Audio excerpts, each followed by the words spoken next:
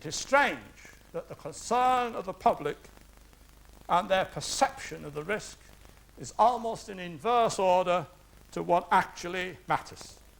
And that must, of course, be the fault of the nuclear industry in putting over our own point of view.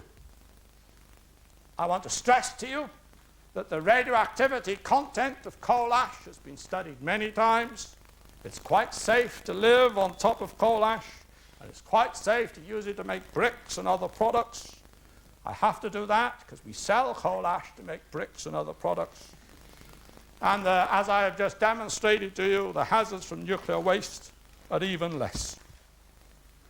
But if all that is true, and if the hazards from low-level waste and short-lived intermediate-level waste are that unimportant, maybe it is those other materials, those other wastes that we ought to be worrying about. Maybe it is those wastes which come from the reprocessing plant which ought to concern us. Let us therefore examine those. Let me first remind you of what they were. And this is a slide you've seen before, and it shows you the 4 types of waste. And so far we have looked at the 2 types we would like to dispose of this century. Now let's look at the types that we do not want to dispose of till next century. And let us start by looking at the category called the long-lived intermediate level waste. I have brought some along to show you. And that is here in the second pot.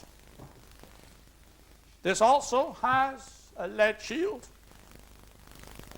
with a very heavy lid, and inside it is a sample of long-lived intermediate level waste. This sample actually has a lid on it. There, it's long-lived intermediate level waste direct from Sellafield. I believe this waste originally came from our Bradwell nuclear reactor. That waste also is very radioactive because it is concentrated.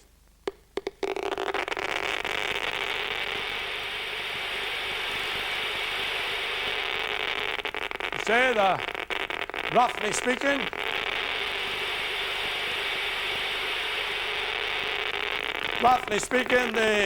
from the sound and from the dial, this is radioactivity roughly comparable to the uranium bar on certainly the uranium ore, which we looked at earlier. So that is long-lived intermediate level waste. Incidentally, I think that was also the first time that that material has been shown in public. Let us continue with our thought experiment of putting that in your garden.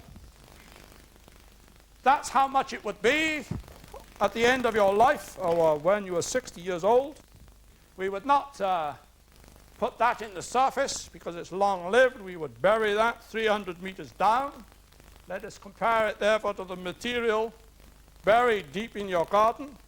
We're now concerned with the risk from ingestion. That's the risk of contaminating your water supplies.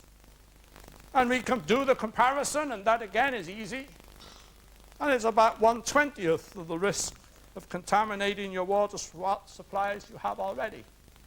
And on a similar kind of calculation, again comparing the risk of ingestion of this material from the ingestion from the material that is already under your garden, we can see that that also is unimportant and smaller than the risk you are running from the natural radioactivity that is all around you. So I think that doesn't matter too much either. And maybe, therefore, the material we should worry about is the high-level waste, the last category of waste, which I warned you in advance contain the overwhelming percentage of the radioactivity that comes from the spent fuel.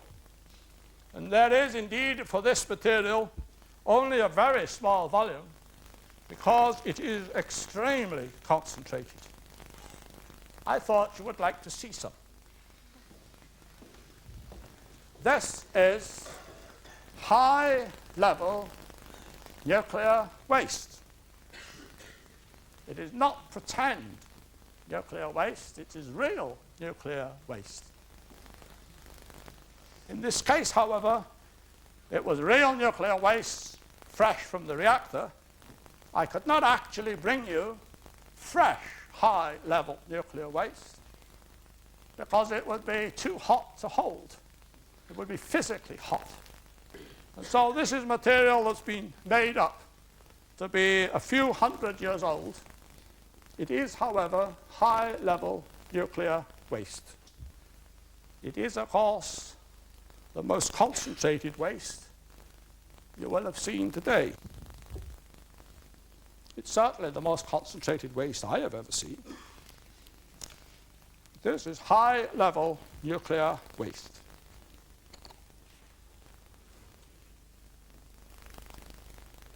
This is vitrified in glass.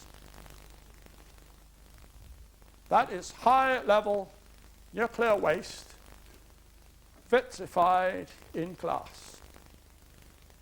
Real high-level nuclear waste. It's very radioactive. Shall we do our experiment again? There again is your background.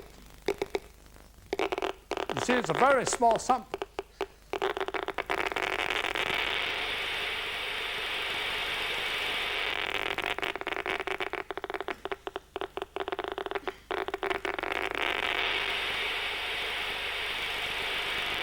And I think you can see, bearing in mind the small size of it, that compared to the other material, it is indeed high-level nuclear waste. And you'll see I treat it with some respect.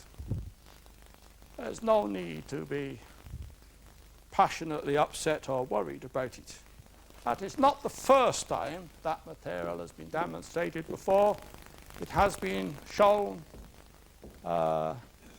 perhaps half a dozen times in the past.